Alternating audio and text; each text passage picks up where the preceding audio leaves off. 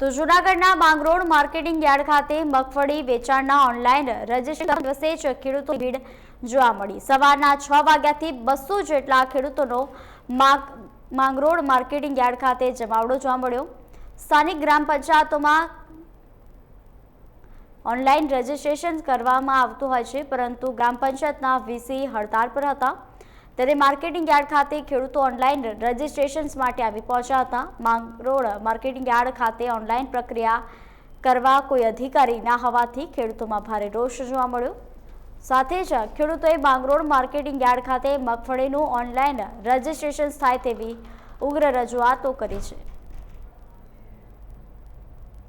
મગફળીની ઓનલાઈન કરવા આવ્યા છે અને સવારના 6 વાગે કોઈ અધિકારી નથી, બરાબર ને? વીસી પાસે એમ થાય તાલુકે જાવ છો, અમે હડતાલ ઉપર છે, તો અમારે કંઈ ઓનલાઈનનો કોઈ અધિકારી છે નહીં, તો અમારે શું રસ્તો લેવો છે? આજુબાજુના કોરોનાની મહામારીને લીધે અહીંયા આવ્યા છે, એ છતાં સવારના અહીં 6 વાગ્યાના હેરાન થાય છે, પણ કોઈ અધિકારી આવ્યા નથી હજી સુધી। માંગરોળ માર્કેટિંગ યાર્ડમાં સવારના 6 વાગ્યામાં આવ્યા છીએ મગફળીની ઓનલાઈન કરવા માટે।